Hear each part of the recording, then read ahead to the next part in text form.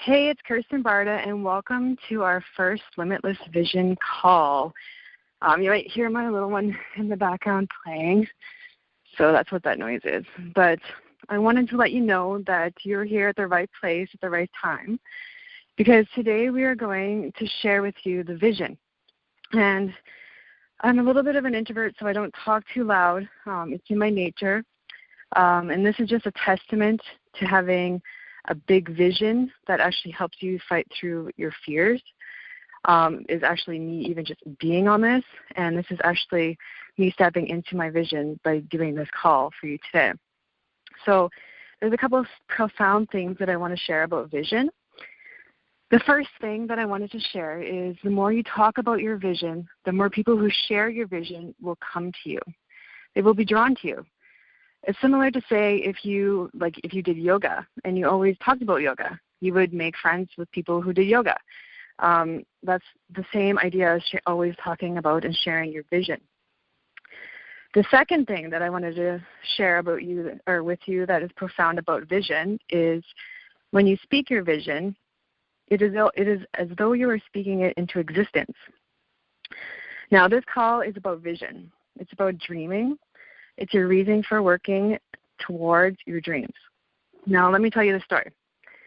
In the beginning, there was an intention. This is back over a year ago, July 2013. I took a risk. I decided that there was no way that I was going to miss the Denver Don't Be a Wussy event. I was going to go even if I had to go alone, and that was a big, scary decision for me. Until one day, a couple of weeks before I was about to fly out and leave, I was leaving my nursing 6-month-old baby and my 2-year-old with my sister to go to this event in the States. I'm from Canada, and it's a big city, and I'm doing it all alone. I wrote down my intention. One of my mentors inside of our community asked me to write down all of my expectations and intentions for this event. I got my pen and notepad out, and I wrote down a transformational goal and a story. So right now I'm going to tell you about the story. I'm going to tell you about the transformation, but first, let me just tell you about the story.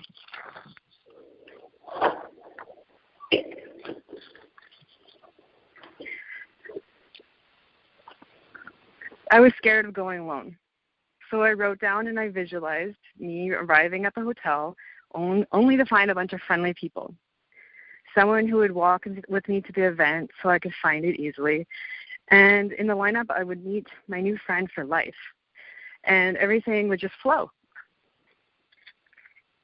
We would sit together. I would never be alone. We would develop a lifelong friendship. And everything would work out perfectly. Every time, and I kid you not, every time I got nervous, I would visualize this. So here I am. I'm on the plane out to Denver. We land, and it was the afternoon. The sun was hot. It was a summer day. And I go to my hotel room. I go up to my hotel room and just to freshen up. And the hotel room was actually pretty rock starish. It was really nice. I took some pictures and a video up there. And as soon as I got down, I go down the elevator, go down to the lobby. And I go and I push myself through the large circular doors. And right there was a lady named Pam.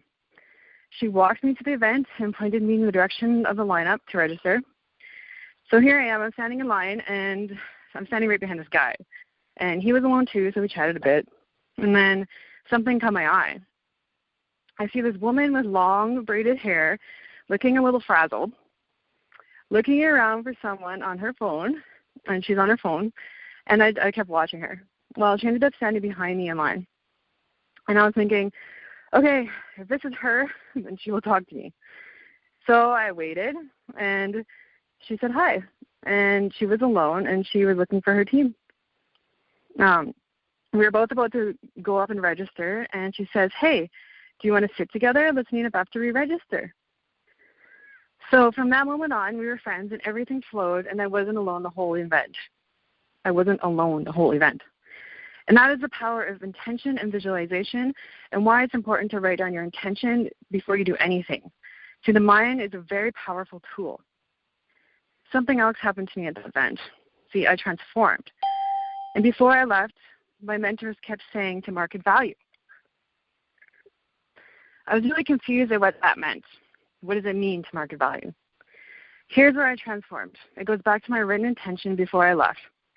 I wrote down that I wanted to transform into a $15,000 per month mindset. And this was my breakthrough. I realized what value was, that marketing value came from within, and that I was the value, that what I know, that who I am, that all my past experiences, even if I thought they were insignificant, all of my skills and talents, even the ones God gave me, my dreams, my visions, they are all of value, that I am the value, and that if I can deliver my higher self to the marketplace with content, I can exchange that value for money, and I can live my purpose. Our intention with this call is that you leave here this afternoon with a sense that you are of value, and that you take this information through our stories and run with it to create your vision and your transformation in your own lives, your own income goals, towards stretching to reach your dreams, to stretch your visions, and to really go out and create a ripple effect in this world. So with that, I want to introduce you to the lady that I met in line that day in Denver. She is not only my business partner, but she is an incredible speaker. What she has to say always inspires me, and I'm glad to introduce you to the original Stephanie Arkadie. Steph, are you there? I'm here. Can you hear me? Hey, Steph. I'm messing with these buttons. You can hear me now? Oh, yeah, you're there. Okay, awesome. That was a cool, Steph. I wanted to let you talk, but I wanted to just say, isn't this just badass? Thank you. The feeling is mutual. I mean, Kirsten the Incredible, you always give me my kudos, and I appreciate that. But like I said before, and I think I said this on Facebook before, you bring so much value into my life as well. And that's the beauty of meeting people that you are intended to meet. That's the beauty of crossing paths and mixing with like-minded people. You feed from each other. Iron sharpens iron. And it just it pushes you forward when you don't even feel like being pushed. There's a lot of times I spoke to you on the phone when my day wasn't exactly going very well. And you would say something that would shift it. You would turn it around, and I appreciate that. Thank you very much. But yes, me and Kirsten, both of us, we met in Denver, Colorado, which is where I'm actually from, but didn't live here. At the time of the event, I was in transition, and I'll tell that story at a later date. But I was kind of frantic. I was in my hometown, but I was stepping back into entrepreneurship, which feels very natural to me. But when I went to the conference, I didn't know what to expect. Unlike Kirsten, I did not write down my expectations, and I did not write down my intentions. I was basically there to just check things out. I wanted to see. I was fired up. I had liked what I had heard up to that point, and I felt like, I'm gonna pursue this. I'm gonna take this. And the thing about me that I'm trying to overcome or to change is I'm really good at starting stuff. Oh, I can start something. I'll be on fire. I'll have everybody next to me lit up where we need a fire extinguisher. But following through and finishing it through the end was my hardest part. I like the excitement, and I'm glad that came out, because I wanted to share with you also that please don't ever get my excitement misconstrued with hype. I don't like hype. I've been in enough businesses, been with enough companies, and have gone through enough incidences to know that hype and fluff is exactly what it sounds like, and there's nothing at the end of it. And everything that we are pursuing and that we're trying to do and that we want to do with you is going to be of substance, and it's going to be solid. And it has to start somewhere. And where that should start is with a vision. I'm honored that Kirsten titled this call Limitless Vision, which is also the name of my company. So I was very taken back, surprised, and honored when she made that suggestion. And we're going to share our vision with you for weeks to come. We would like to have we're going to have special guests. We'll have question and answer sessions in some of the calls, and we look forward to seeing you here every single week. But what we want to talk about today is the vision, and that's where it all started. In the beginning, there was a vision. Do you have a vision? Is it clear? You know, I'd like to introduce to you the concept or the key elements to a vision. If you're anything like me, you might be in a time in your life right now where a vision is very far-fetched. When you're thinking about how you're going to pay just this one bill, not all your bills, but just this one bill, paying bills right before they're canceled, driving a car that's basically falling apart, working on a job that you work very hard, you don't like it, and you're not even getting paid enough. You're not at home enough. You don't see your children enough. There's not enough hours in the day, and every day seems to be exactly the same. So with that being said, having a vision just seems a little far-fetched. But I'm telling you that if you want to get somewhere, if you want to go from where you are now to where you want to be in the future, you have to change something, because you are where you are now because of who you are now. So if you want to change that, you have to change some things that you're doing. And some of the things that I may suggest or I may bring up, they may be uncomfortable. And all I can say to that is good. I hope that they're uncomfortable, because if they're uncomfortable, that means I'm stretching you. If they're uncomfortable, that means I'm making you think about some things. And you're not here to hear the same old thing over and over and over again. And then again, you will. You will hear things over and over again, because we all study from the same mentors, the same books. We all admire and study the success of people before us. So, yes, you will hear some things that you've heard before, but at the same time, you're hearing it from my perspective. You're hearing it from Kirsten's perspective. And soon, people will be hearing it from your perspective. The first thing that you have to have is an imagination. You know, you must have an imagination. It is powerful, and it is the one thing that allows us to see things before they even happen. I heard that in a video from Eric Thomas. It allows us, and I mean, think of the power in that. You can see something before it even happens. Imagination is what created the world that surrounds you right now. Your home, the appliances that you use, the car that you drive, the computer that you may be looking at, the phone that you're on right now. It all started with an idea. It all started with a vision. So you must have a vision. You have to have an idea of, if you're not happy where you are now, you have to have an idea where you want to be. That's the beginning of your vision. The second thing is you have to expect failure. Anybody that has ever succeeded at anything has failed at it. Just to name a few, Emerson, when he created the light bulb, he failed 10,000 times. I'm sure this is probably the 10,000th time you've heard that. But he failed 10,000 times. I know a lot of us, if we failed 3 times, 1 time, you're hanging up your towel and you're trying to do something else, or you go right back to doing what you were doing before. You have to expect failure. You need to fail forward, because every failure that you have is a lesson to be learned.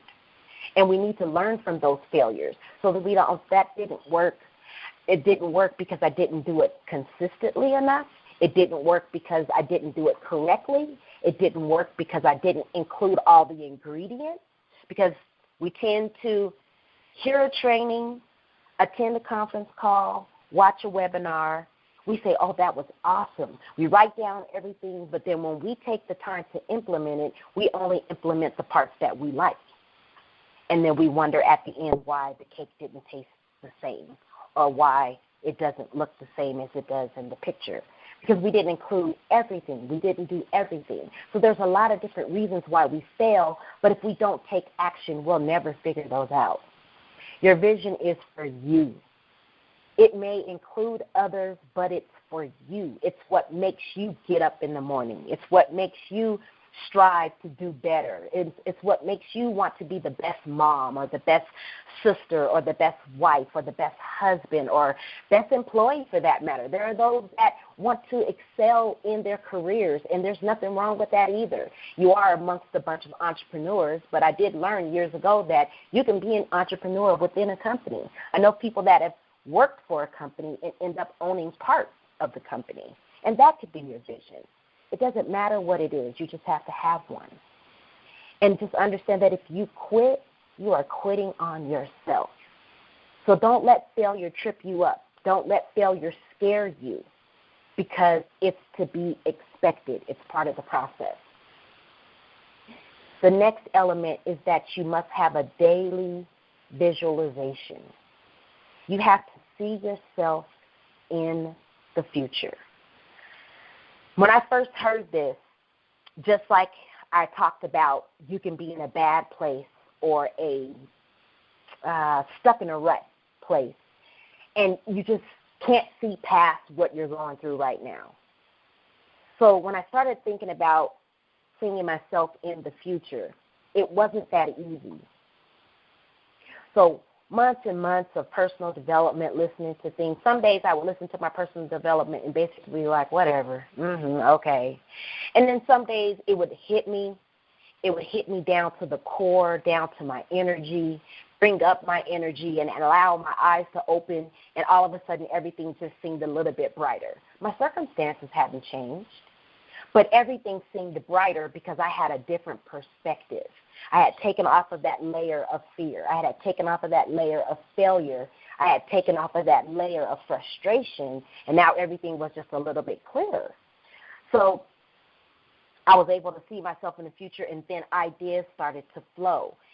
And I would like to make a suggestion to you in regards to this point, that if you listen to audios, if you read 30 minutes a day, you listen to audios every day, you watch motivational videos, you listen to trainings, you watch trainings, you do these things. You may not do them every day, but you do them on a regular basis.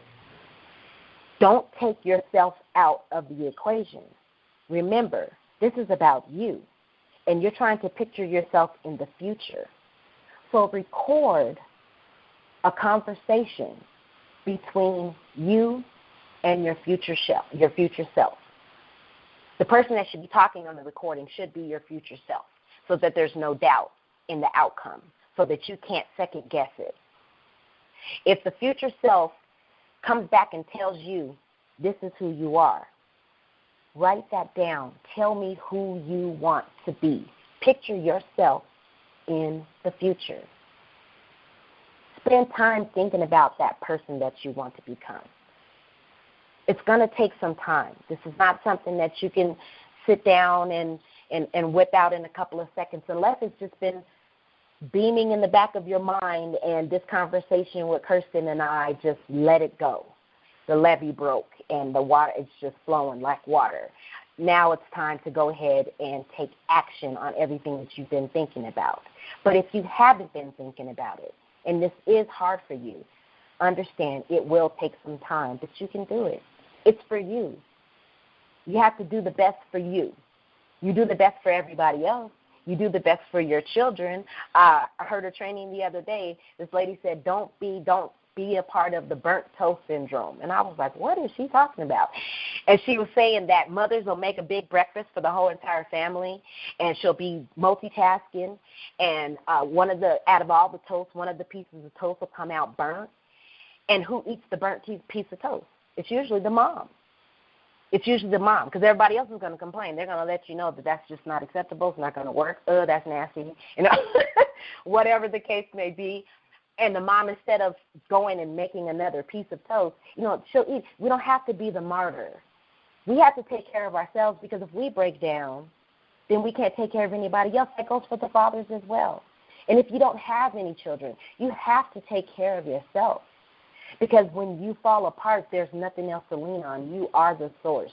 You are connected to the source, and you are the source for yourself. No one else can do for you what you do for you. You have to come face to face with the future you. The next element is your vision has to own you. You have to breathe it. You have to live it. It has to be constant. You should only have a plan A so that you don't get distracted by plan B. You can't be distracted by your present. Your circumstances may not be ideal. They may not be comfortable. They may be so comfortable that you stop dreaming. You could have everything that you need. All your bills could be paid. And because things are in order and there's no pain that's driving you to do better, it stops you from dreaming. You need to not be distracted by your present and step into your future for what you really, really want. Write it down. Make it ridiculous. When you read it, it's almost like reading a fairy tale, almost like the same scenario of shooting for the moon. And if you land among the stars, you still make it out ahead. You know, make your vision ridiculous. Make it large. And if your vision does not include a lot of people, then your vision's not big enough. If you think you can do this by yourself, your vision's not big enough. Now, you play a key point. You play a key element in this scenario, but understand that you are going to have to partition, or you're going to have to elect the help from other people. We all have talents, and we are not all meant to do everything that we do well. Do what you do well, outsource the rest. And the only way you can outsource it is by knowing the people that know how to do it. So those people are a part of your vision. So if you know that there's something that you need to do to make your dream come true, but that is not part of your skill set, either learn it or learn who knows how to do it. Stretch your vision. Make it large. The next thing, and then I also wanted to tell you, your surroundings and the things and the situations that you're in, may not necessarily scream success, but realize that they're temporary. They're temporary. Sometimes you get stuck in a rut for years and years and years, but even though the years seem the same, if you really think about it, there was always something different. It could either be worse or it could be better. And change is inevitable. That's the only thing that is guaranteed is change. So you should engineer your change. You should tell yourself how you want this to come out. Intentions, expectations, not reactions. Don't just bounce around with the flow of the way the rest of the world is going. You want to construct. You want to write. I used to say in some of my blogs, some of my introductions in my videos, I would say that God is the author of your story, but you are the editor. And then I seen something else, and it said, God painted your life, or drew your life, but it's your job to color it in. Either way that you want to look at it, God, your higher power, however you want to look at it, just understand that it's up to you. It's up to you how it comes out. And if you don't like the way things are, then it's time to change some things. This next one is huge. This next element to vision is very huge, and you must have faith. Faith is what we need to believe. It's what we need to believe what we see in our imaginations. There's no good. It doesn't do us any good to imagine something if we aren't going to believe it. Because if we don't believe it, we're not going to act on it. We're not going to take action, and we're not going to move forward to bring it to manifestation. You have to have faith. And sometimes that cannot be easy. But if you want something bad enough, if you want it bad enough, and you believe that it's possible, no matter how long it takes, but you know that it's possible, then you have to walk into that with faith and let your everyday actions push you forward with that faith. Faith is what allows you to get back up when you've been knocked down, because I promise you, you will be knocked down. You'll be knocked down in places that you'd never dream of. Getting knocked down in an area or a skill set that you weren't good at in the first place is no big surprise. But you might get knocked down at something that you feel like you're an expert in. Because although we're good, there's always somebody better. But with that being said, that has nothing to do with you, because the only competition that you have is you. Go look in the mirror. That is your competition. You have to live up to the expectations and the potential that God gave you from jump. If they were given to you, if you're an excellent administrator, you're an excellent writer, you have artistic skills, you have speaking skills, you're an influential person with charm, you're strategic, you're an analytical thinker. All those gifts were given to you for a reason. And they need to be blossom. They need to be cultivated. They need to be stretched. They need to be grown. And if you're not growing them, when you look in the mirror, you'll know, because you won't be happy with what you see. And when you're not happy with what you see, it's because you're not using everything that you've been given. You have to use everything that you've been given.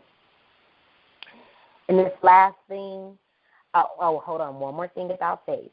Faith allows you to dream. It allows you to plan and take action in the direction where you want to go. This last thing is come out of your box.